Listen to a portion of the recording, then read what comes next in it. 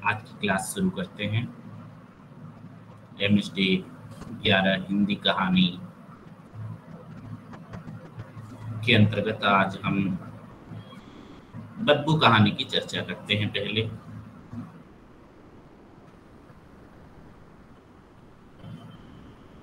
शेखर जोशी ने जब सबसे पहली बार 1953 में दाज्यू कहानी लिखी थी, तो देश की स्वाधीनता के बाद जब पहला संसद बना देश में, तो उन्होंने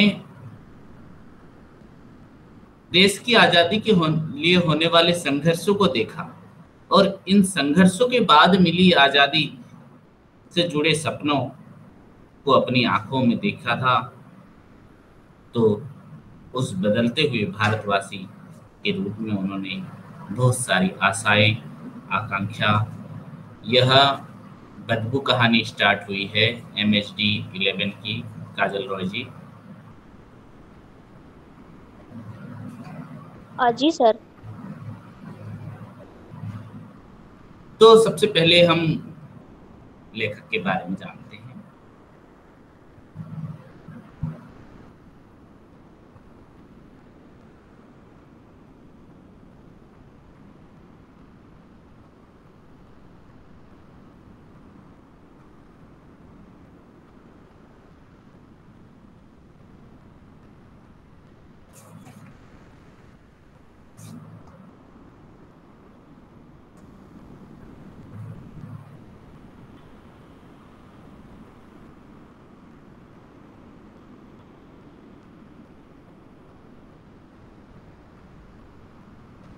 तो लेखक का जन्म चौथे दशक के प्रारंभ में अल्मोड़ा जनपद के एक छोटे से गांव में किसान परिवार में शेखर जोशी जी का जन्म होता है। सबसे पहले इन्होंने किस्सा गोई परंपरा के अंतर्गत कहानियां कहने सुनने के रूप में इनका बीता जीवन। तो ठंड से बचने के लिए जलाई गई अंगीठी यानी जो अलाव जलाया जाता है, कि चारों ओर बैठकर बड़े बुजुर्गों का किस्सा सुनना वहां के जीवन का एक अंग था, वह बातचीत करने का। तो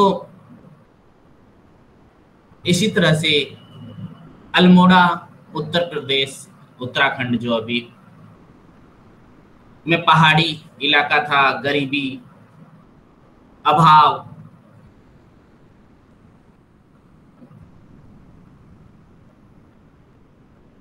में जीता जागता चेहरा था शेखर जोशी जी का। संघर्षशील युवक। इनके इससे साहित्य जो हम देखते हैं, इनके साहित्य में जब ये किस किस से प्रभावित हुए, राहुल सांकृत्यायन से, प्रेमचंद जी से। छोटी सी उम्र में ही मात्रहीन हो जाने के बाद इन्हें राजस्थान जाना पड़ा शेखर जोशी जी, और वहां पर इन्होंने शिक्षा ग्रहण की और वहां की मरुभूमि भरा रेतीला राजस्थान, अपने परिवेश से कट जाने की पीड़ा, उनकी संवेदना की धार तेज कर दी। वही उनके भीतर के कहानीकार जन्म हुआ 1951 में, जब उन्हें सुरक्षा विभाग के अप्रेंटिसशिप करने दिल्ली आए और उनकी भेंट जो है प्रगतिशील लेखकों के ट्रेड यूनियन के कार्यकर्ताओं से, पत्रकारिता जगत के लोगों से हुई। वहां फिर वो 1955 में दिल्ली से इलाहाबाद आ गए और वहीं रहते थे। तो नई कहानी आंदोलन के यह मुख्य रहे हैं। इनकी शेखर जोशी की पहली कहानी जो थी कोसी का घटवार, जो बहुत ही चर्चित हुई, कोसी का घटवार 1958 में प्रकाशित हुई। और इनके अन्य कहानी संग्रह थे सात के लोग, हलवाहा, मेरा पहाड़, नौरंगी बीमार है, एक पेड़ की याद, उनके अन्य कहानी संग्रह है। तो एक बार 1957 में इलाहाबाद में हुए साहित्यकार सम्मेलन में पठित आलेखों में नई कहानी शब्द का प्रयोग किया गया था, क्योंकि हम ये सारी बातें नई कहानी आंदोलन के बारे में ही पढ़ रहे हैं। तो इसी सम्मेलन में ग्राम कथा बनाम नगर कथा, गांव की कथा और नगर की कथा के बारे में बहस छिड़ी। तो मोहन रागेश, राजेंद्र यादव, कमलेश्वर, ये तो हमारी नई कहानी के मूल पक्षधर थे। तो शहरी संदर्भ को लेकर लिखने वाले कहानीकार तो बहुत आगे थे। वहीं जब हम देखते हैं अमरकांत, फणीश्वर नाथ रेणु, मार्कंडेय, शेखर जोशी, ये लोग क्या करते हैं, एक कोई कस्बा, एक कोई जगह, उसको जो है तरजीह दे रहे हैं। प्रिया पाली म्यूट कीजिए बेटा, प्रिया पाली आप म्यूट कीजिए अपना। प्रिया पाली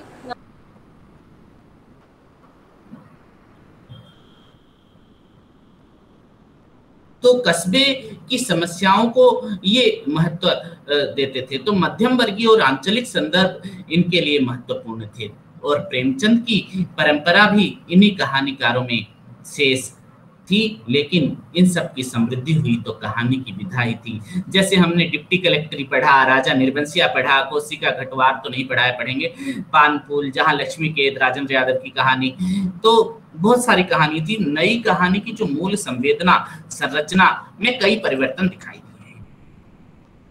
आदर्श के स्थान पर आदर्श या विचारों के आधार पर लिखना कहानी तो दूर, बल्कि कहानीकार के लिए व्यक्ति और समाज महत्वपूर्ण हो गया था, क्योंकि नई कहानी में कस्बे को देखा गया। मैं बता रहा हूं किस तरह से शेखर जोशी जी ने कस्बे को ध्यान दिया, वहीं जो है राजेंद्र यादव, कमलेश्वर, इन्होंने शहर को ध्यान दिया था।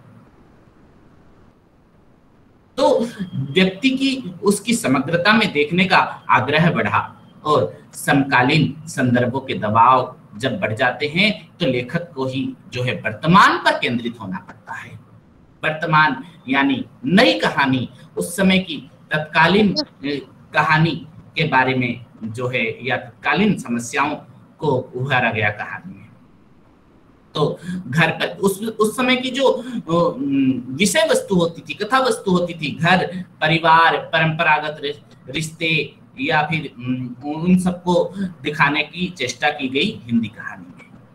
सर कौन सी कहानी है ये? हम शेखर जोशी की बदबू कहानी पढ़ेंगे, उसका विश्लेषण कर रहे हैं। तो शेखर जोशी के बारे में बता रहा हूँ मैं अभी आपको, क्योंकि शेखर जोशी के बारे में हमें पहला जानना होगा। तो शेखर जोशी का पहला कहानी संग्रह जो था कोशिका घटवार 1958 में प्रकाशित हुआ था और उसके ठीक 20 साल बाद जो है बहुत दिनों के अंतराल में दूसरा कहानी संग्रह जो है 1978 में प्रकाशित हुआ, सात के लोग। तो नई कहानी आंदोलन के दौर में प्रकाशित उनका एकमात्र ही कहानी संग्रह था कोशिका घटवार।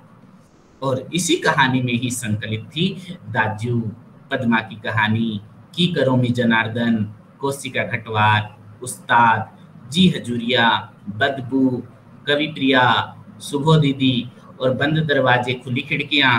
तो हम देखते हैं कि ये बदबू जो कहानी है, बदबू कहानी मजदूरों के जीवन पर आधारित कहानी है। जो भी कहानी प्रकाशित थी कोशिका घटवार कहानी संग्रह में, उसको हम 3 भाग में विभक्त कर सकते हैं। एक तो पहाड़ी जीवन पर आधारित कहानियां, दूसरी मजदूरों के जीवन पर आधारित कहानियां और तीसरी मध्यम वर्गीय स्थितियों पर आधारित कहानियां। तो हम मजदूरों के जीवन पर आधारित कहानियां बदबू का विश्लेषण करेंगे, क्योंकि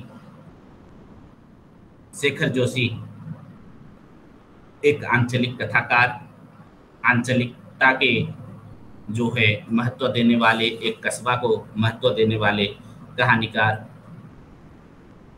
के रूप में हम देखते हैं। तो बदबू कहानी की शुरुआत एक कारखाने में काम करने वाले लोगों की जिंदगी पर आधारित कहानी,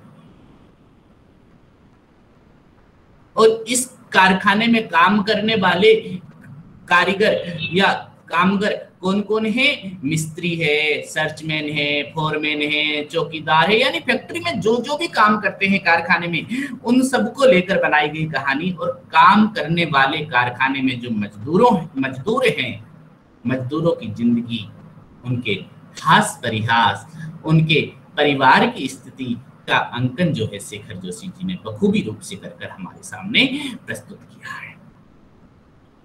और उसके माध्यम से हमें क्या दिखाना चाहते हैं, उनको तो दिखा दिया, उनके साथ साथ व्यवस्था का दमन, उसके प्रति प्रतिकार का प्रयास, प्रतिकार को कुचल देने हेतु व्यवस्था का कुचक्र, अंततः सबल व्यवस्था में प्रतिकारी के अकेले रह जाने पर नियति में कहानी को औद्योगिक जीवन पर लिखी गई अद्भुत कहानी बना दिया गया है। यानी अकेला मजदूर अगर चाहेगा तो वह स्वर उत्तोलन कर भी वह जीत नहीं सकता। बदबू जो जिजीविषा है, जिंदगी है, जो सब काम नहीं कर सकता कोई, वह काम कोई एक मजदूर करता है, और लोगों से कहीं अलग मजदूर वह बदबू जो जिंदगी जीने की आशा और संघर्ष का प्रतीक है। जब तक वह महसूस हो रही है संघर्ष की गुंजाइश है,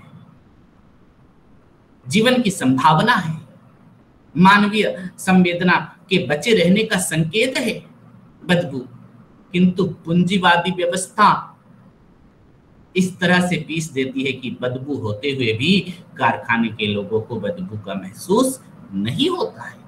कारखाने में जो काम करते हैं वो आदी हो गए हैं उस चीज के, वहीं अगर कोई बाहर जाता है तो उसमें फर्क आता है। तो मानवीय संवेदना के बचे रहने का संकेत है, और जो हम देखते हैं वे व्यवस्था के कृतदास वस्तु या कामकाजी जानवर में तब्दील होते जाते हैं।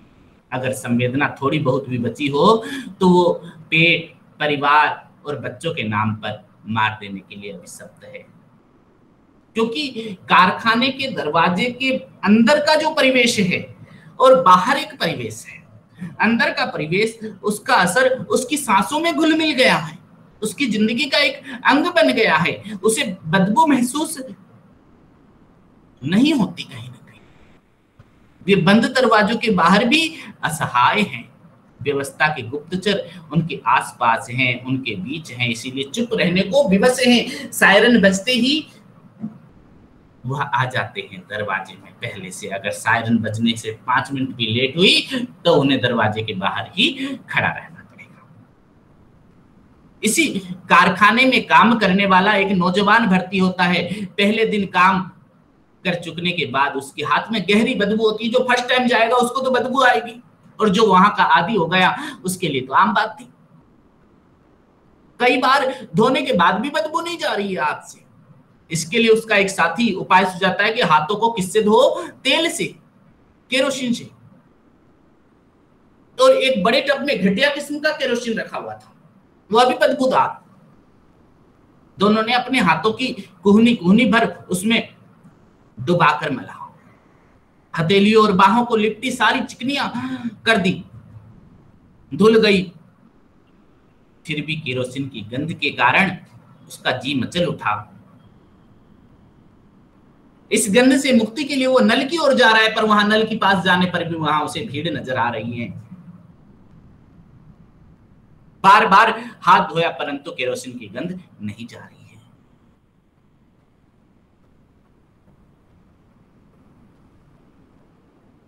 एक गांव के मेहतर की लड़की थी, उसकी शादी हुई शहर में।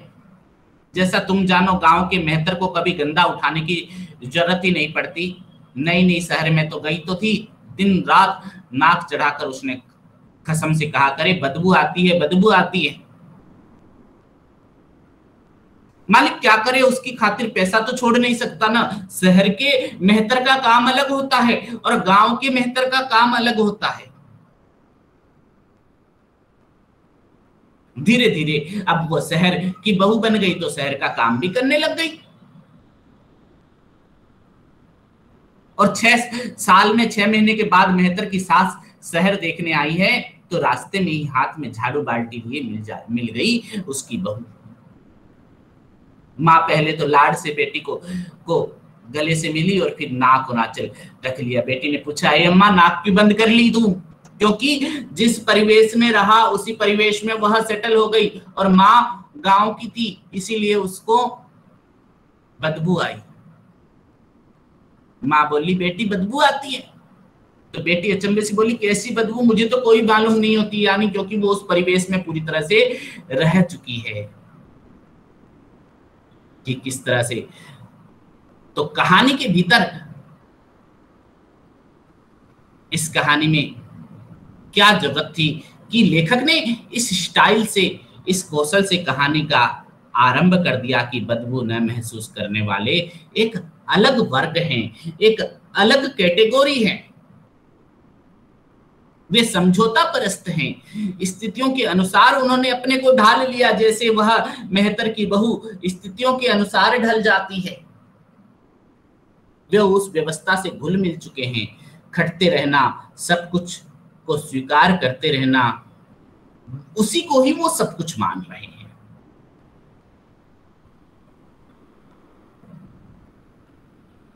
कारखाने में तो और कई काम भी होते हैं। कारखाना में काम करने के बाद प्रतिदिन जब सब कोई घर जाते हैं तो उनकी सबकी चेकिंग होना, सबकी पॉकेट, छाती, जेब सारी टटोल कर देखना, ये किस तरह की मानसिकता है पूंजीपति वर्ग की।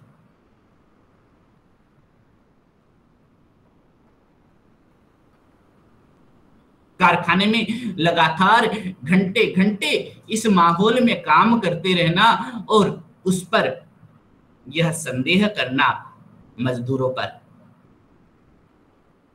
ये किस तरह का जाल है जिसमें भय के तार लगे हों, शक और भय हो, वे आदमी होने का मान ही खो बैठे हैं। तो व्यवस्था, ये कैसी व्यवस्था को इसमें दिखाया गया है।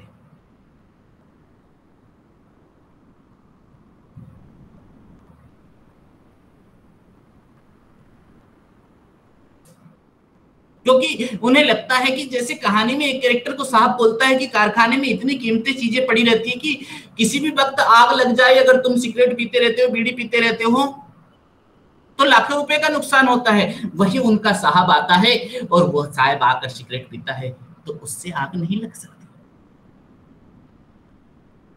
जब मजदूर वर्ग उसका आक्षेप करता है, उसके विरोध में स्वर उत्तोलन करता है,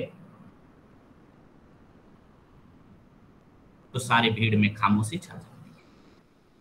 उसे मुंहजोर, उदंड माना जाता है। उसको देखकर साहब तमतमा जाते हैं, उसे दंड दिया जाएगा।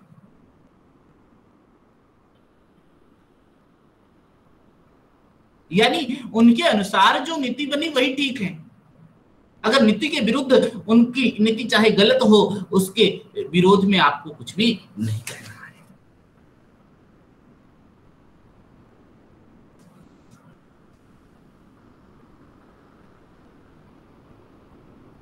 प्रत्यक्ष रूप से किसी ने बीड़ी पीने वाली घटना को लेकर उनकी सराहना नहीं की, यद्यपि उनके व्यवहार और उनकी बातों से उसे लगा कि उन्हें यह अच्छा लगा हो या उसके अधिक निकट आना चाहते हो, तो 2-3 नौजवान उसके साथ जुड़ जाते हैं।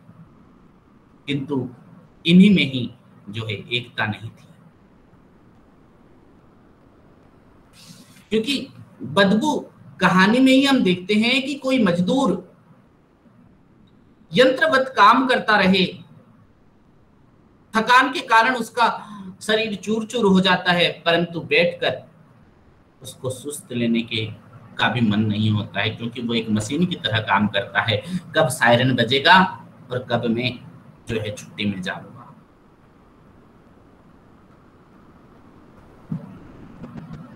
यंत्रवत काम करना, जिस बदबू के आने से लोग सिहर उठते हैं, उस बदबू के आने से मजदूर का हर्षित होना, संघर्ष की क्षमता है वो। और बदबू जो कहानी का नाम दिया गया, बदबू,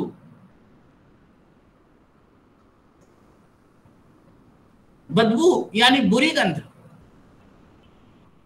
बदबू के आने से कोई दुखी नहीं होता, बदबू बुरी गंध होती है।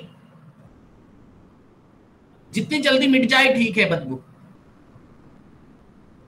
बदबू से भला हर्षित होने का क्या मतलब है यहाँ? लेकिन कहानी बदबू उल्टे संदर्भों में लिखी गई है। उसे विरोधाभासी या असंगत संदर्भों से जोड़ना गलत है। बदबू उस सड़ी गली व्यवस्था, समाज की वह पूंजीपति वर्ग की वह व्यवस्था से उठने वाली गंध है, जिसको समाप्त करना हमें जरूरी है। वह जब तक महसूस हो रही है, उस पर संघर्ष, प्रतिकार की व्यवस्था होनी चाहिए।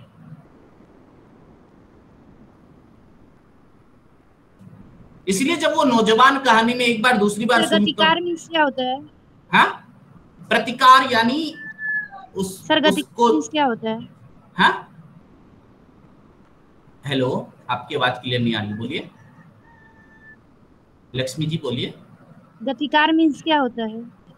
गतिकार, गतिकार मीन्स क्या होता है सर? किसी को त्याग देना, किसी को छोड़ देना ना, प्रतिकार करना, किसी का विरोध करना।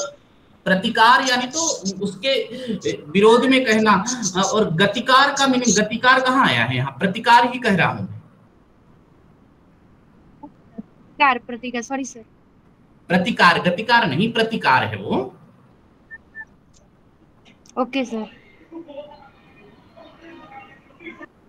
तो जब उसे हम देखते हैं कहानी में, उस पात्र को दूसरी बार सूंघने पर भी बदबू महसूस होती है, तो वो प्रसन्न होता हुआ दिखाई दिया है कहीं ना कहीं। तो उसे खुशी होती है कि सारे परेशानियों के बावजूद भी यानी वह हारा नहीं है, बदबू में है फिर भी वह संघर्षरत है। मजदूरों के जीवन की सबसे बड़ी त्रासदी को दिखाया है कहानीकार ने।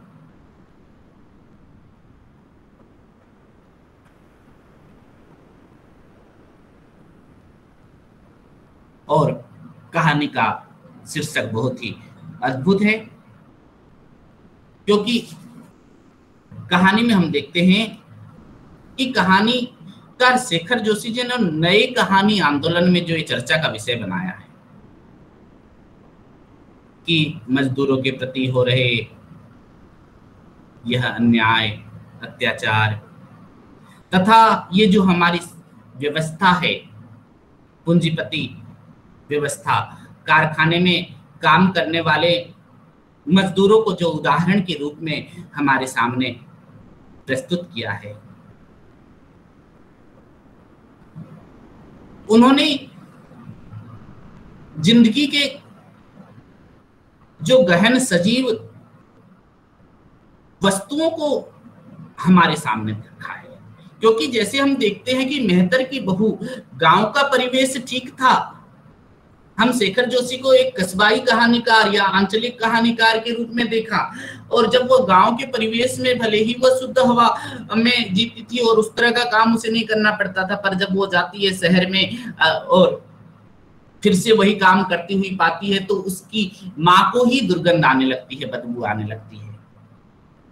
और वहीं उस बदबू से वो एक्वेंटेड, पूरी तरह से घुल मिल गई है वह लड़की 6 महीने बाद, यानी वह अपने आप में किसी तरह से एडजस्ट कर रहा है मजदूर वर्ग, क्योंकि उनमें पूंजीपतियों के खिलाफ आवाज उठाने की ताकत नहीं है।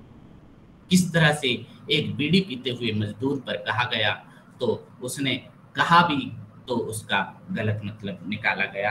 तो बदबू कहानी में जो है बहुत ही सरस, सुंदर, सहज, सरल भाषा में लेखक ने किस्सा गोई वाली जो शैली है, जिस तरह से कहानी गांव में आपस में बात की जाती है, वैसी ही शैली में, स्टाइल में लिखा। शेखर जोशी जी ने मुहावरे, कहावतों का भी प्रयोग बहुत किया है, और कहीं ना कहीं उर्दू शब्द भी इसमें बहुत सारे आए हैं। तो शेखर जोशी की जो ये महत्वपूर्ण कहानी थी, कोशिका घटवार कहानी संग्रह से जो ली गई कहानी, जो मजदूरों के जीवन पर आधारित कहानी है, बदबू जो है एक कारखाने में काम करने वाले लोगों की जिंदगी पर आधारित कहानी है। बदबू जिजीविषा और संघर्ष का प्रतीक है। जिंदगी में जीने की आशा और संघर्ष करते रहने का प्रतीक है। वह बदबू आना उनके लिए खुशी का प्रतीक है, जब वह महसूस हो रही हो संघर्ष की गुंजाइश है, जीवन की संभावना है, मानवीय संवेदना के बचे रहने का संकेत है, किंतु पूंजीवादी व्यवस्था इस तरह से पीस देती है कि बदबू होते हुए भी कारखानों के लोगों को बदबू महसूस नहीं होती। कारखाने के भीतर और बाहर दोनों जगह वे असहाय हैं। व्यवस्था में उनका जीवन रस निचोड़ लिया है और वो खटते रहना और सब कुछ को स्वीकार कर लेना अपने जीवन की नियति मान चुका है। वह इसी कारखाने में काम करने वाला एक नवयुवक अगर उसके व्यवस्था के विरोध में खड़ा होता है तो दमन के विरुद्ध उसका यह प्रतिकार चीफ साहब को स्वीकार नहीं है। उसे तरह तरह के हथकंडों से तंग किया जाएगा अगर किसी ने उसका विरोध किया। साथी मजदूर भी उससे अलग हो जाएंगे, उससे कट जाएंगे। यह एकदम अकेला पड़ जाएगा अगर किसी के खिलाफ आवाज उठाएगा तो। और उसके बदले उसे ऐसे काम दिए जाते हैं जो बहुत सख्त है, फिर भी वह हार नहीं मानता।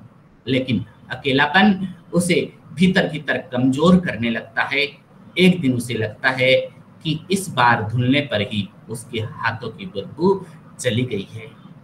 यह बात उसे डरा देती है, परंतु अगले ही पल फिर कहीं न कहीं सूंघने से उसे पता चलता है कि उसके हाथों में बदबू बनी हुई है और वह खुश होता हुआ दिखाई देता है, हर्षित होता हुआ दिखाई दे रहा है। बदबू के न आने पर आतंक से सिहर उठना और बदबू आने पर हर्षित होना उसके अंदर यह संघर्षशील संघर्ष क्षमता के बचे रहने का परिचायक है। तो किस तरह से सहज और सरल भाषा में लेखक ने वर्णन किया। मुहावरे, कहावतें, देशज, शब्दों की भरमार और कहानी में जो है कल कारखानाओं के आधार पर लिखी गई कहानियां जब भी चर्चा होगी तो शेखर जोशी का नाम पहले लिया जाएगा और बदबू इस कहानी में जो है प्रमुख प्रतीक तथा कथा बनेगी। अगली कहानी हम पढ़ेंगे बिरादरी कहानी, साने की कहानी बिरादरी। आप लोग जो भी ऑनलाइन हैं कृपया मैसेज बॉक्स में अपना नाम और रोल नंबर टाइप कर दें। पिछली 2 क्लासों में भी मैं भूल गया आपको बोलना, समय नहीं होता है, इसीलिए मैसेज बॉक्स में अपना नाम और एनरोलमेंट नंबर टाइप कर दें।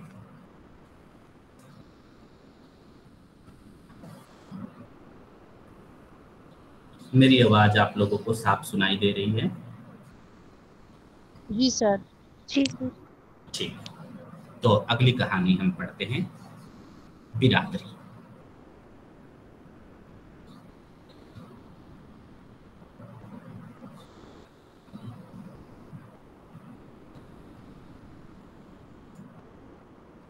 गुलशेर खान सानी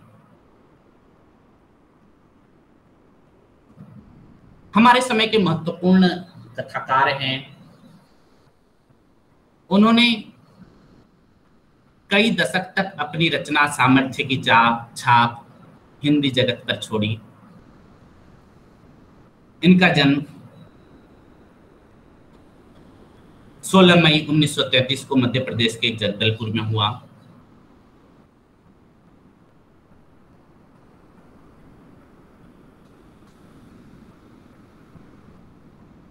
वह एक महत्वपूर्ण कथाकार, संपादक, उपन्यासकार, संस्करण लेखक, एक साहित्यिक के रूप में चर्चित है। इनकी चर्चित कृतियां हैं उपन्यास जो है काला जड़, कस्तूरी, पत्थरों में बंद आवाज, एक लड़की की डायरी, सांप और सीढ़ी, नदी और सीपियां, और कहानी संग्रह है बबूल की छांव, छोटे घेरे का विद्रोह, एक से मकानों का नगर, एक नाव के यात्री, बिरादरी आदि कई कहानियां लिखी हैं। तो सानी की खासियत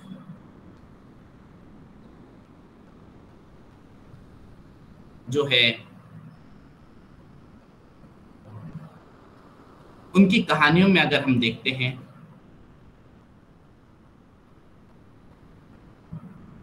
तो जो बिरादरी कहानी हम अब चर्चा करेंगे उसमें मूल रूप से लेखक का उद्देश्य क्या रहा है। बिरादरी शीर्षक के ऊपर अगर चर्चा करें तो लेखक इसके माध्यम से हमें क्या बताना चाहते हैं? बिरादरी कहने से आम रूप से अगर हम डिक्शनरी में या कहीं पर देखें तो हम पाएंगे कि बिरादरी यानी समाज विशेष को लेकर बताया गया बिरादरी। तो सानी की कहानियों में जिंदगी के बारे में जो सवाल उठाते हैं, बिरादरी कहानी में बड़ा मुझे सवाल उठाते हैं कि बिरादरी केवल जात वालों की होती है क्या?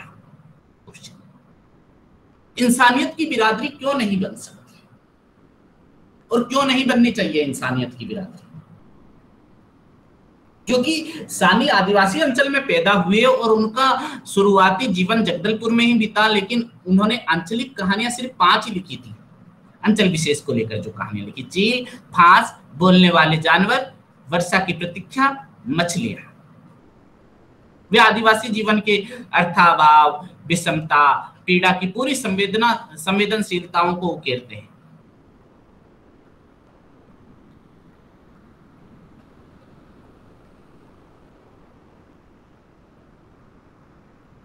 तो बिरादरी में क्यों, इंसानियत की क्यों नहीं बिरादरी होनी चाहिए, इस पर सवाल उठाया है लेखक ने।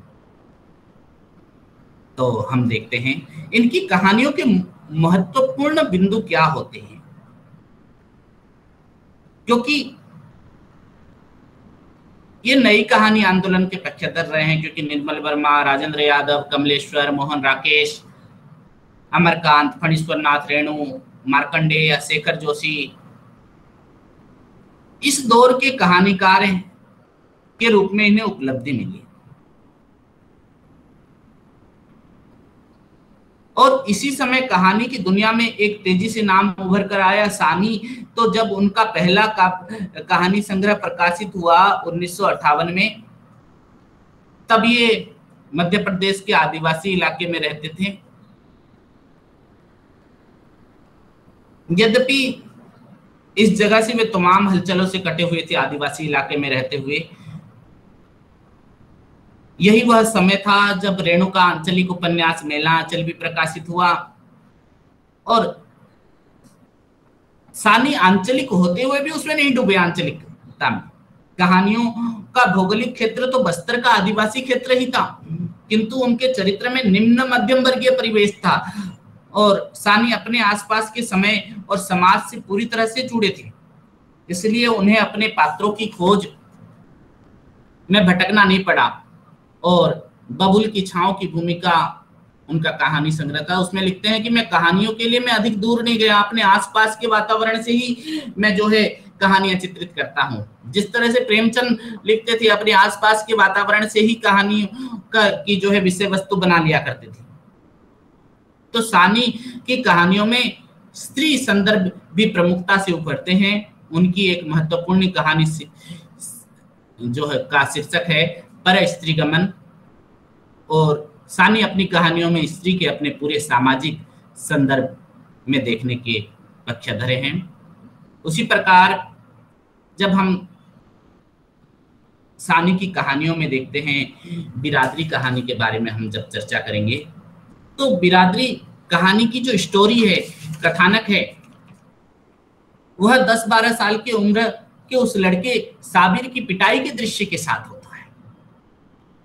साबिर यानी मुस्लिम जाति का है। किसी को देखकर, वह चोरी नहीं किया है, चोरी करने जाने वाला था या पता नहीं, उसकी मानसिक स्थिति का पता नहीं हमें, और उस पर हम डाउट करके, शंका करके उसे मारना, पीटना, और उसे अगर कोई बचा लेता है उसी समाज का, तो कहा जाता है कि ये इसकी बिरादरी का है बोलकर बताया गया। और जो पीटता है उनकी भी तो एक बिरादरी होगी फिर, कि हाँ, अगर किसी की कोई भी चीज चोरी हो जाती है तो क्या वह साबिर ने ही चुराई है? यानी इस कहानी के माध्यम से सानी जी क्या बताना चाहते हैं? स्टोरी तो अभी बताने से बहुत देरी हो जाएगी, क्योंकि नौकरी पेशा मध्यम वर्गीय लोगों के बीच की कहानी है। मध्यम वर्गीय जो परिवार होता है, जो तमाम विसंगतियों और झूठ के आवरण में जीने को अभिशप्त है, मध्यम वर्गीय परिवार बिरादरी कहानी पर जब हम चर्चा करेंगे तो हम देखते हैं तो कहानी में जो मैं पात्र आता है अपने को साबिर की बिरादरी का कहे जाने से ऐतराज करता है। क्या वह चोरी की बिरादरी का है? चोरों की बिरादरी का है, लेकिन साबिर जैसे लोगों के लिए कुछ भी न करने के मामले में सब एक बिरादरी के। वे सब वीकेंड का सगल मानते हैं और दूसरों की आमदनी पर टीका टिप्पणी बावजूद विस्की के सामू में गुलजार रखते हैं। तो कहानी के पात्र जो है अंतर विरोध करते हैं, सब आपस में, कोई किसी का साथ नहीं देता है। उनके क्रियाकलापों से वास्तव में समाज में जो खींची हुई है एक जाति धर्म की विभाजक रेखा जिसे हम बिरादरी कहते हैं, उसे जिम्मेदार माना गया है।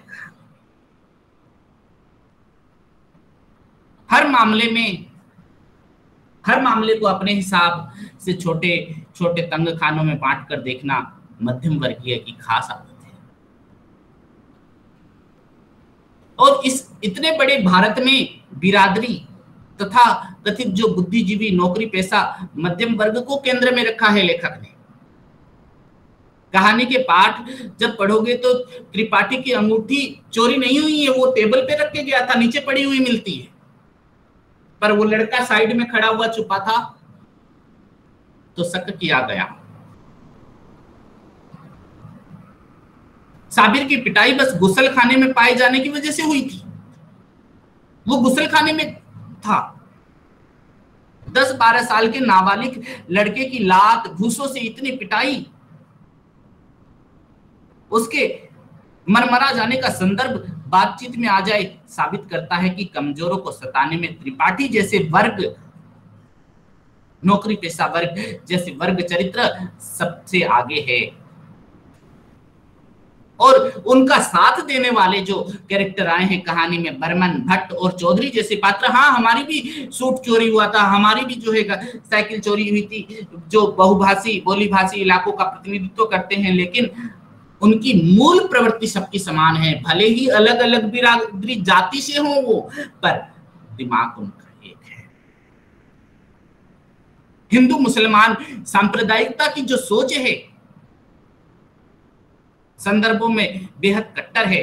यहां तक कि अपने मोहल्ले के अपने ही बीच के मुसलमान साथी को तर्कपूर्ण बातों में वे परहेज करते हैं। इतनी पिटाई के बावजूद भी, इतना मारने के बाद भी साबिर को अगर डपट कर भगाने वाला मुस्लिम है तो वह शक की निगाह से देखा जाता है। अगर साबिर को चल हट जा घर बोलता है वह मुस्लिम, तो बोलता है कि ये जरूर इसकी बिरादरी का है, इसीलिए इसको सपोर्ट कर रहा है, ये इसको बचा रहा है, वो उसे सह दे रहा है, ऐसा माना जाता है। यहाँ तक कि साबिर की झुग्गी हटाने के लिए दिए जाने वाले प्रार्थना पत्र भी उसे भनक तक नहीं लगती है। किंतु बहुसंख्यक आबादी के दबाव में उस वर्ग के अन्य चरित्र की इस तरह अपने को ढाल चुके कि मैं पात्र भी एक लजलिजापन है। कहने को तो कम्युनिस्ट पार्टी का कार्ड होल्डर रह चुका है वो मैं पात्र जो आता है बिरादरी कहानी में, लेकिन वर्ग संघर्ष की चेतना उसमें कहीं नहीं दिखाई देती है।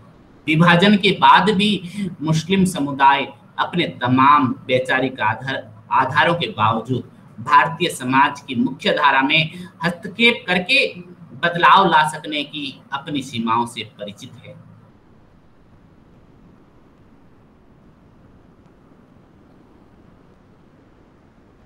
ये सारी घटना वो चोरी नहीं करता है, फिर भी उसे मार पिटाई मिलती है, उसके बावजूद भी कहानी में एक संदर्भ और महत्वपूर्ण है कि साबिर को पुलिस को सौंपना तो दूर, पुलिस को कोई फोन भी नहीं करता है, वो नाबालिग है, क्योंकि पुलिस के पास जाएगा तो उसे सजा नहीं मिलेगी, इसीलिए हमें मार लेते हैं, क्योंकि चोरी प्रमाणित कर पाना संभव नहीं था।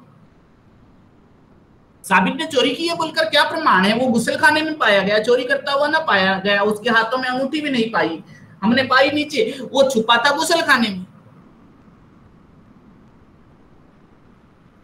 सब कोई जानते थे, इसीलिए उसको पुलिस के सुपुर्द नहीं किया गया।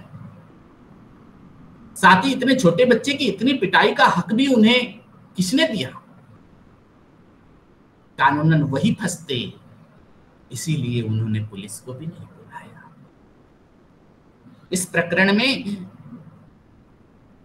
चरित्रों को अगर हम देखते हैं तो झूठ की आड़ में सिर्फ बातें ही बातें। कहानी पढ़ते हुए हम सूक्ष्म सच्चाई, जो उसके पीछे गूढ़ रहस्य है, उसको पकड़ सकते हैं। इसी झूठ और बड़बोलेपन में त्रिपाठी साबिर को अच्छी जगह काम दिलाने का वादा भी कर देता है और करता कुछ भी नहीं है। त्रिपाठी और मे नाम का जो कैरेक्टर आता है वो दो मुहा चरित्र है।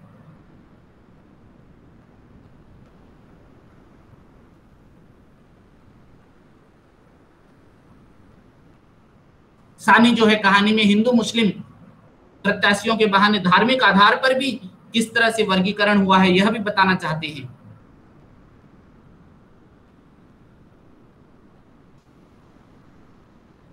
तो कहानी में जब हम देखते हैं कहानीकार की भाषा शैली,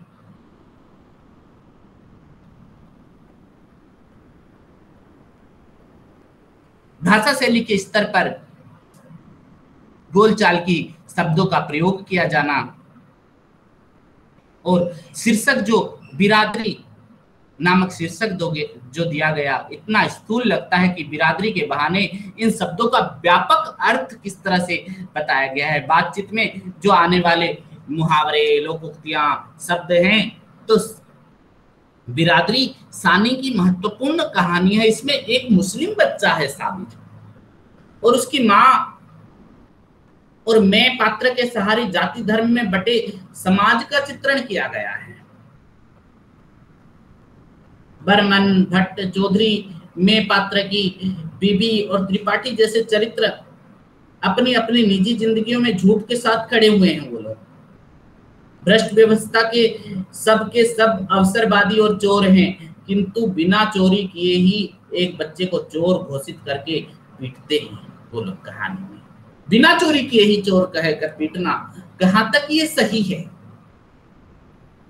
वास्तव में सबके सब चोरों की बिरादरी है,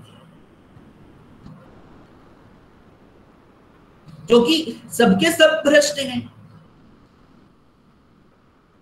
आर्थिक और नैतिक दोनों स्तर पर उनमें नैतिकता भी नहीं है। एक छोटे बच्चे को मार रहे हैं वो लोग। इस खास बिरादरी की फसल जाति धर्म की बिरादरी के खाद पानी से फलती जुलती है। राजनीति में भी इसी को ही लिया जाता है। राजनीति भी अछूती नहीं है इससे, यह साबित करना कहानीकार का उद्देश्य है। इसलिए बिरादरी शीर्षक जो है बहुत ही महत्वपूर्ण है। भाषा के स्तर पर सानी जी ने बहुत ही सरल और सहज वर्णन किया है और दोनों ही शैलियों का प्रयोग हुआ है। कहानी में मुहावरे, प्रतीक और बिंब भी आते हैं, लेकिन कहानी की पठनीयता कहीं बोझिल नहीं होती है। तो कहानी, अगली कहानी हम पढ़ते हैं मलबे का मालिक। देश विभाजन की त्रासदी पर लिखा गया सबसे महत्वपूर्ण कहानी मोहन राकेश की मलबे का मालिक। बहुत ही प्रसिद्ध कहानी है मोहन राकेश की। मदन मोहन गुगलानी मोहन राकेश नाम से लिखते थे। इससे पहली कहानी हमने पढ़ा सानी के बारे में। सानी की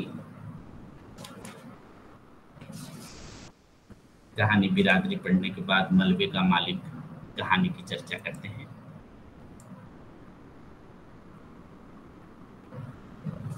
मलबे का मालिक कहानी को अगर हम देखें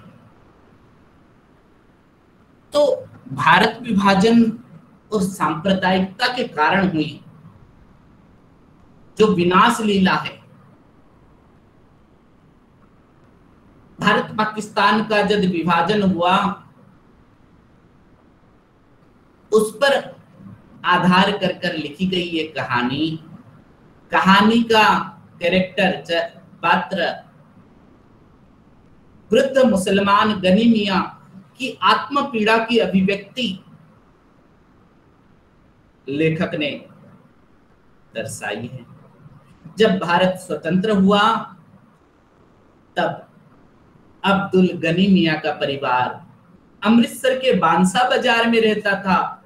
वह देश के विभाजन के कुछ महीने पहले ही लाहौर चला गया है, परंतु उसका बेटा, बेटे की बहू, दोनों लड़कियां किस्वर और सुल्ताना के चलो पाकिस्तान चलते हैं, पर वो लोग नहीं गए। क्यों नहीं गए?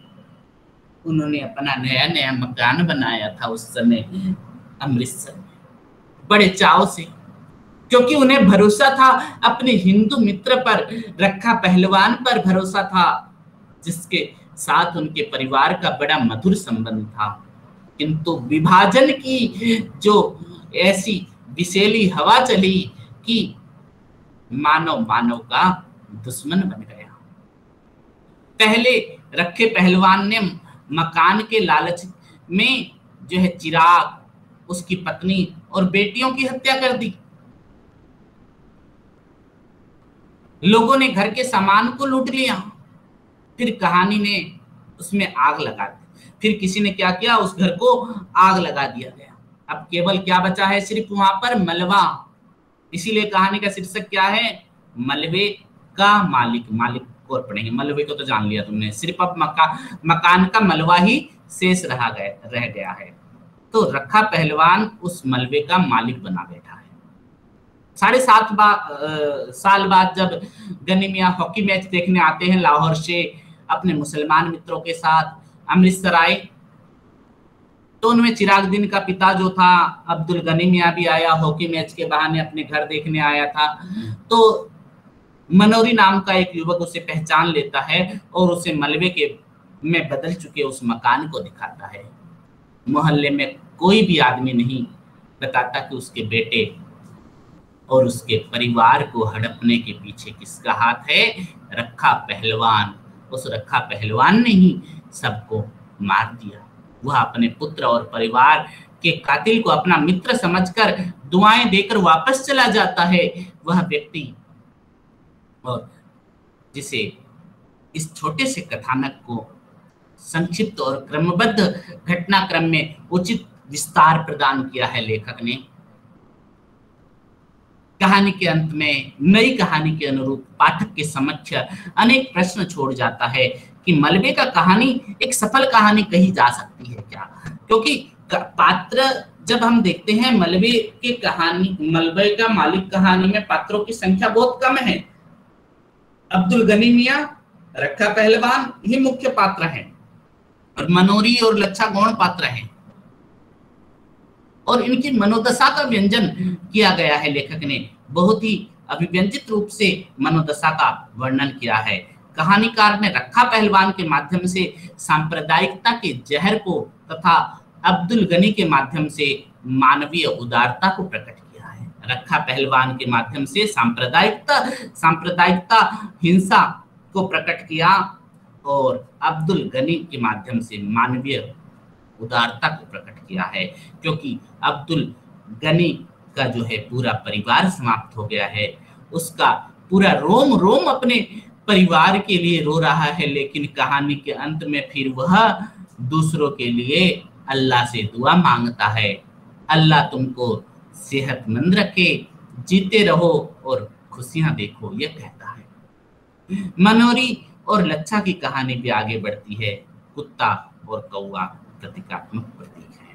तो जब हम देखते हैं कि कहानी में जो वातावरण दिखाया,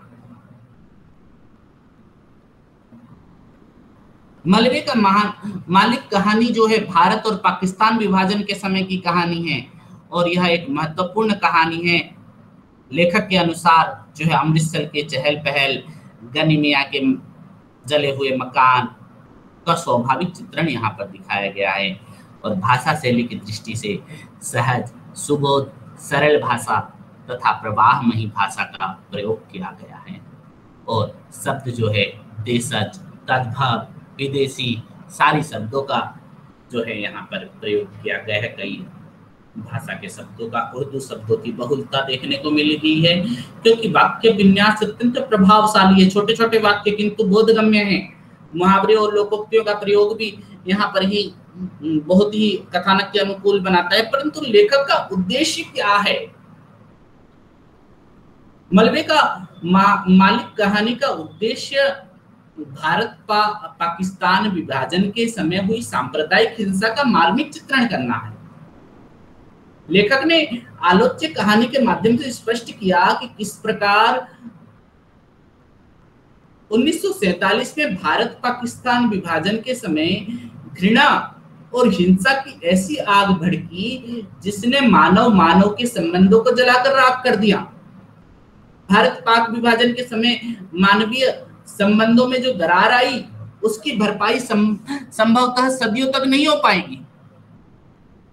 तो यही जो है शहरी संवेदना और असुरक्षित मध्यम वर्ग लेखक, प्रतिनिधि लेखक हैं। क्योंकि जब हम देखते हैं संबंधों का बदल जाना, जो गनीमिया इतना अच्छा था, जिस गनीमिया के साथ रखा पहलवान का इतना संबंध अच्छा था कि उसके भरोसे पर उसको छोड़कर, अपने पूरे परिवार को छोड़कर पाकिस्तान जाता है, वही उसका हथियारा निकलता है। वह हम देखते हैं बदलते हुए संबंध। और मलबे का मालिक कहानी में जो है इस तरह से सांप्रदायिक पीड़ा, व्यक्तिगत बयान को दिखाया गया है। इसी के साथ ही और एक कहानी है,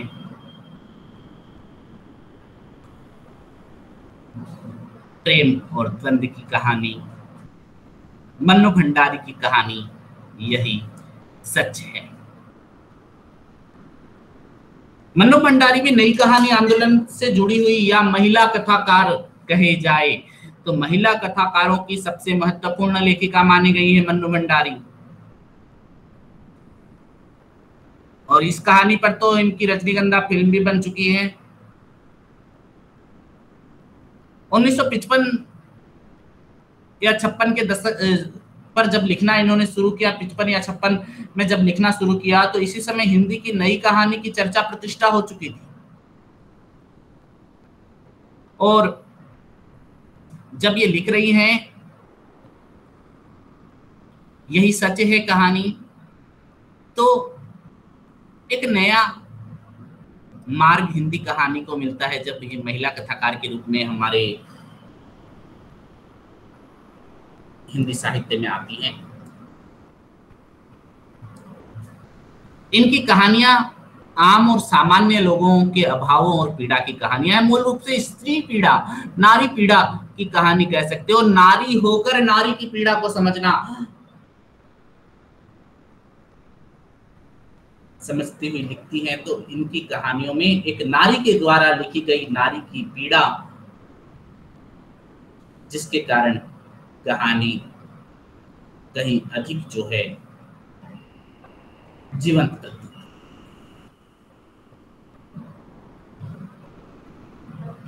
वह चाहे तीसरे आदमी की उपस्थिति से पति पत्नी के विचलित होते संबंध, या आंतरिक घुटन से तृप्त अकेली की मां हो, या दो पीढ़ियों के बीच अंतर का प्रतिनिधित्व करने की कहानी सजा, या फिर नारी के दो प्रेम संबंधों के बीच की ऊहापोह वाली स्थिति तथा नारी मनोविज्ञान का सूक्ष्म चित्रण करने वाली कहानी जो है, नारी मनोविज्ञान के सूक्ष्म चित्रण करने वाली कहानी है। यही सच है। प्रेम एक अनुभूति एवं अनुभव के आधार पर ही यही सच है और बाकी सब झूठ है। प्रेम के इसी स्वरूप को केंद्र में रखकर यही सच है कहानी की रचना हुई। और इस कहानी की नायिका जो है दीपा नामक भारतीय युवती है, जो अतीत और वर्तमान के प्रेम संबंध के द्वंद्व में जीवन यापन करती है। एक नारी का दो पुरुषों के बीच होना। दीपा अपने वर्तमान प्रेमी संजय के साथ कानपुर में रहती है और निश्चित उसके अतीत जीवन का प्रेमी रहा है, जो उससे संबंध तोड़कर कलकत्ता चला जाता है। दीपा कभी कभी अपने अतीत को दोहराते हुए सोचती है कि 18 वर्ष की आयु में किया हुआ प्यार भी कोई प्यार होता है, भला नीरा बचपन होता है, महज पागलपन। उसमें आवेश रहता है पर स्थायित्व नहीं, गति रहती है पर गहराई नहीं। जिस वेग से वह आरंभ होता है, जरा सा झटका लगने पर वह उसी वेग से टूट जाता है। तो दीपा निशित की बेवफाई से अपमानित महसूस करती है और वर्तमान जीवन में वह संजय के प्रति पूरी तन्मयता से समर्पित होती है। संजय हमेशा रजनीगंधा के फूलों के साथ ही दीपा से मिलने आता है और ऐसा लगता है कि रजनीगंधा का फूल फूल न होकर संजय का प्रतीक है, जिसे अपने कमरे में देखकर दीपा संजय की उपस्थिति का आभास करती है और रजनीगंधा के फूल दीपा के जीवन में विश्वास और उमंग को जगाते हैं, उसे संजय के होने का एहसास दिलाते हैं। दीपा संजय के संपर्क में आकर निशित को एक तरह से भूल जाती है और संजय को लेकर नए स्वप्न देखती है। और पर जब हम देखते हैं संजय का मन निशित को लेकर जब तक थोड़ा थोड़ा सशंकित हो उठता है, किंतु निशित के नाम की चर्चा होने पर दीपा उसकी बेवफाई को याद कर गुस्से में भर जाती है और संजय से कहती है कि देखो संजय, 1000 बार तुमसे कह चुकी हूं कि उसे लेकर मुझसे मजाक मत किया करो, मुझे इस तरह से मजाक बिल्कुल भी पसंद नहीं है।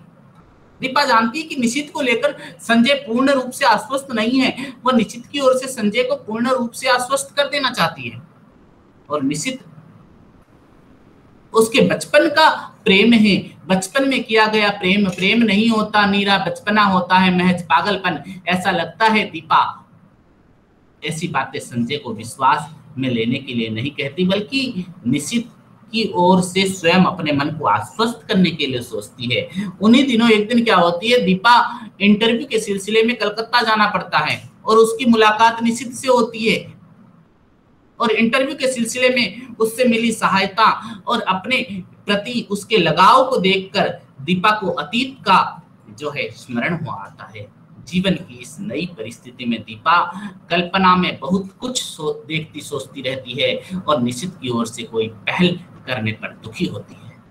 जब निशित उसके सामने आता है तो उसे लगता है कि यही प्रेम सच्चा प्रेम है। देखो मन में द्वंद, यहाँ आ गई तो यही प्रेम सच्चा और वहां रहती है तो वही प्रेम सच्चा। तो तुम आज भी मुझसे प्यार करते हो, तुम मुझे सदा अपने पास रखना चाहते हो, जो कुछ हो गया उसे भूलकर तुम मुझसे विवाह करना चाहते हो, कह दो निशित, कह दो। निशित दीपा को कलकत्ते में देकर उत्साह और उमंग से भर जाता है। वह हर क्षण बड़ी तत्परता से दीपा की मदद करता है। वह फिर दीपा के मन पर छाने लगता है। दीपा संजय के बारे में उसे सब कुछ बता देना चाहती है पर कुछ कह नहीं पाती। दीपा निशित से किसी प्रकार का लगाव नहीं रखती, लेकिन न चाहते हुए भी निशित की ओर आज खींची चली जा रही है। न चाहते हुए भी दीपा वही करती है जो निशित को पसंद है। वह निशित के द्वारा प्रशंसा किए जाने पर खुश भी होती है। ऐसे अवसरों पर संजय की तुलना निशित से करने लगती है। पिछले 2.5 साल से संजय के साथ रह रही हूँ, रोज ही शाम को घूमने जाते हैं। कितनी ही बार मैंने श्रृंगार किया, कितनी ही बार मैंने कपड़े पहने, पर प्रशंसा का एक शब्द भी मुंह से नहीं सुना। जब निशित 9 बजे का समय देकर 9:45 बजे आता है तो वो सोचती है कि संजय होता तो 11 बजे के पहले नहीं आता, समय पर पहुंचना तो वो जानता ही नहीं। इस प्रकार दीपा संजय और निशित के बीच रह जाती है, यानी दोनों के बीच में रह गई अकेली दीपा। कलकत्ता में निशित से मिलने पर दीपा को लगता है कि निशित का प्यार ही सच्चा प्यार है, वास्तविक है, और संजय को वो प्रियतम नहीं पूरक मानती है। वो सोचती है कि प्रथम प्रेम ही सच्चा प्रेम होता है और बाद में किया हुआ प्रेम तो अपने को भूलने का या भरमाने का प्रयास मात्र होता है।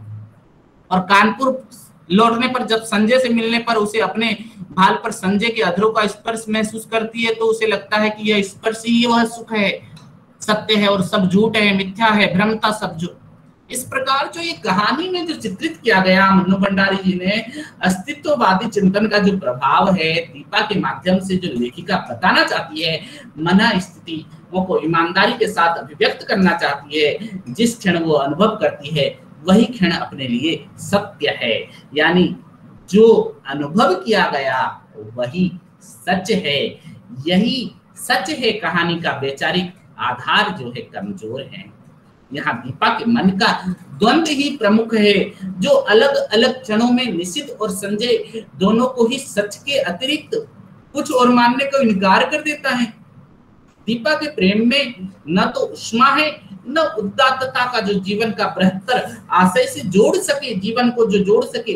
दीपा के प्रेम के साथ आर्थिक सुरक्षा, स्वार्थ, वासना, कई प्रश्न जुड़े होते हैं प्रेम के साथ। और दीपा का प्रेम तो दर्शन अनैतिकता नैतिकता से परे सिर्फ वर्तमान को पकड़कर यानी भोग लेने वाला ही क्षणवादी दर्शन है। यानी जो अभी प्रेजेंट में मिल रहा है वही सत्य है और बाकी सब झूठ है। इसलिए जो भी उसके सामने होता है, चाहे वो निश्चित हो चाहे संजय हो, एकमात्र सच लगता है। इस प्रकार दीपा अतीत और भविष्य से कटकर पूरी तरह से वर्तमान को ही समर्पित है। और यह कहानी परंपरागत प्रेम संबंधों से हटकर अलग लिखी गई कहानी है। ये जहां पहले की प्रेम कहानियों में क्या था, एक आदर्श था, नैतिक मूल्य दिखाई पड़ते थे, परंतु मन्नू भंडारी की ये कहानी इन सब से बिल्कुल भिन्न है। दीपा का प्रेम का दर्शन बहुत कुछ उपभोक्तावादी संस्कृति से जुड़ा हुआ है। प्रेम में भोग का तर्क ही नहीं होता, उसमें त्याग का एक स्थायी आदर्श भी होता है। प्रेम के क्षण में केवल तन ही सक्रिय नहीं होता, बल्कि हृदय और मन को भी सक्रिय करना चाहिए। यही कारण है कि प्रेम विषय कहानियों में त्याग और बलिदान का एक आदर्श मिलता है। जैसे हमने एक कहानी पढ़ी, हिंदी की पहली कहानी, मौलिक कहानी, उसने कहा था कहानी चंद्रधर शर्मा गुलेरी की कहानी। लहना सिंह का जो त्याग था, बलिदान की भावना को महत्व दिया गया। इसी प्रकार जयशंकर प्रसाद की पुरस्कार कहानी मधुलिका का व्यक्तिगत प्रेम राष्ट्र प्रेम की ओर उन्मुख था, किंतु मन्नू भंडारी की इस कहानी में प्रेम के किसी आदर्श या मूल्य को स्थापित नहीं किया गया। इस कहानी के बारे में राजेंद्र यादव, उनके मन्नू भंडारी के पति, खुद कहते हैं, खुद ही लिखते हैं कि जब मैंने मन्नू की कहानी यही सच है कि एक और ढंग से व्याख्या करते हुए बताया कि प्यार और भावनात्मक अंतर्द्वंद को दो प्रेमियों को स्वीकारती लड़की की कहानी नहीं, सन 1950 या 1960 के बीच उस खंडित मानसिकता की कहानी जहां भारतीय मन अपने को दो मनह स्थितियों में एक साथ बटा पाता है। एक और उसका अतीत, पहला प्रेमी जो आज भी उसके लिए सच, और दूसरी ओर था वर्तमान, दोनों उसके लिए समान सच थे और उस एक को चुनना था उसे। यही सच है जो कहानी डायरी शैली में लिखी गई उत्कृष्ट कहानी है। कथ्य और अभिव्यक्ति दोनों ही दृष्टियों से पाठकीय चेतना पर अमिट प्रभाव छोड़ती है। प्रेम के पारस्परिक त्रिकोणात्मक स्थिति को आधुनिक नारी और सामाजिक परिस्थितियों के परिप्रेक्ष्य में बिल्कुल नए दृष्टिकोण से प्रस्तुत किया गया है कहानी में। यद्यपि यहाँ पे संजय, निशित और दीपा का प्रेम त्रिकोण है, किंतु इन दोनों पुरुषों के द्वंद्व के बीच में अपने प्रेम के अस्तित्व को तलाशती एक बेबस नारी को देखा जा सकता है। दीपा बेबस है, सिर्फ अपने मन से, अपनी सामाजिक स्थितियों के कारण नहीं। इस प्रकार इस कहानी में संजय, निशित दोनों के बीच प्रेम का सच नारी मन की व्यवस्था को उजागर करता है।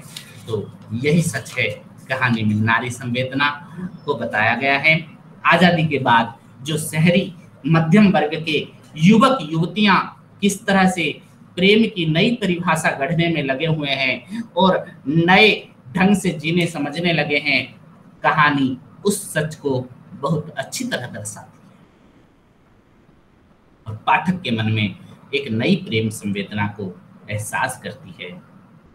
और यही सच है, कहानी जो है एक तरह से आज के नैतिक मूल्य की भूमिका को कहीं ना कहीं दिखा रही है। तो इस तरह से आज तो समय हो गया है, नहीं तो और एक कहानी बची हुई है मार्कंडे की हंसा चाहे ना अकेला, इसकी और एक क्लास बाकी है। MSD 11 कोर्स बहुत बाकी रह जा रहा है, समय नहीं हो रहा है, तो आज हम इतना ही पढ़ते हैं, फिर मेरी अगली क्लास है।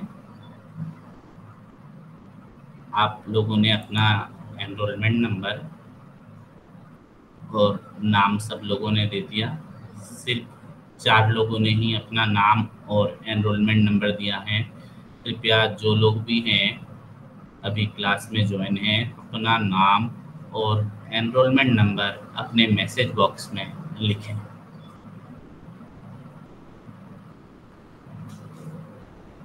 फिर अगली क्लास अगले टाइम पर होगी आपकी।